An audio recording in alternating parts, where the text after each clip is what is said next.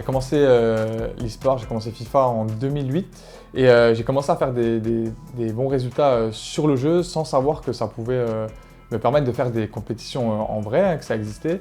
Et puis en 2010, on m'a contacté, on m'a repéré par rapport à mes résultats sur Internet et j'ai participé à mes premiers championnats de France en 2010, 2011, 2012 où j'ai souvent été très bien placé. Et en fait, en continuant, j'ai réussi à me qualifier à ma première Coupe du Monde en 2014 au Brésil, à Rio. Et puis c'est à partir de là que j'ai vraiment que je suis vraiment rentré dans l'univers professionnel puisque ça évolue en même temps que moi FIFA dans l'e-sport. Je suis issu de Sarreguemines, né à Sarreguemines. J'ai toujours joué dans le secteur de Sarreguemines, notamment à la Beau-Soleil.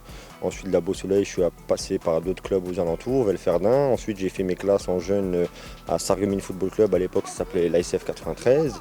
Et de fil en aiguille, j'ai fait de la N3, l'épopée, Coupe de France et tout le tralala là, à Sarreguemines, Guadeloupe. Et puis après, je suis allé un peu m'expatrier à droite à gauche pour voir ce que c'était aussi le niveau ailleurs, en N3, Sarre-Union, en Bourreau. Et je suis revenu à la maison.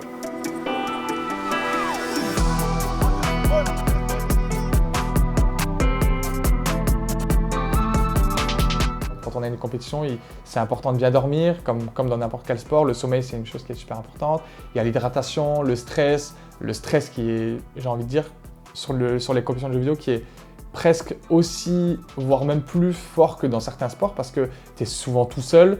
En plus, ça va très vite, c'est très court. Donc voilà, c'est des choses qu'il faut savoir gérer et c'est des choses qui font partie de n'importe quel athlète, que ce soit dans le sport ou dans l'e-sport. Point de vue athlétique, physique, on va d'abord préparer tout ce qui est coffre, c'est-à-dire la course de fond, courir beaucoup, longtemps, avec des répétitions. Ensuite, de fur et à mesure que la préparation se rapproche et se serre, on va partir sur des courses à haute intensité mais courtes, en situation de match. En fait, on va faire une préparation qui va nous préparer à pratiquer et à jouer un match de 90 minutes à haute intensité.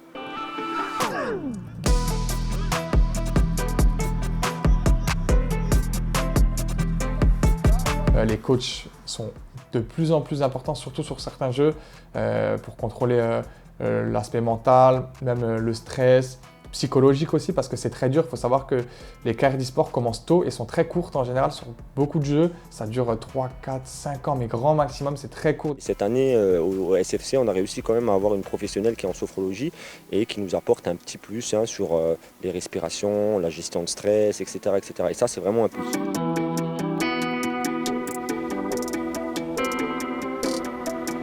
Je suis quelqu'un qui fait beaucoup de sport, que ce soit quand j'étais jeune le foot ou voilà encore maintenant.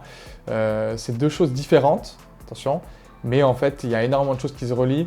Déjà l'aspect mental, la fatigue mentale, la fatigue dans la tête, c'est une des choses les plus dures, que ce soit dans n'importe quel sport ou bien dans l'e-sport. C'est encore plus prononcé dans l'e-sport, dans les compétitions de jeux vidéo, parce que forcément être concentré sur un écran à la vitesse où ça joue, surtout à haut niveau. Je ne maîtrise pas entièrement ce qui se passe en e-sport. J'ai fait un peu de console, bon ça reste du jeu, mais voir ce qui se passe sur des réseaux sociaux tels que Twitch ou des choses comme ça, effectivement les personnes qui pratiquent ce sport, ça reste relativement un sport avec des exigences, de la pression et des objectifs à atteindre. Donc effectivement, c'est un sport et en plus de ça, il y a la pression qu'il y a derrière le sport, c'est-à-dire avoir des résultats, se préparer mentalement, physiquement et aussi la préparation, on va dire, intellectuelle par rapport à l'adversaire contre qui on joue aussi.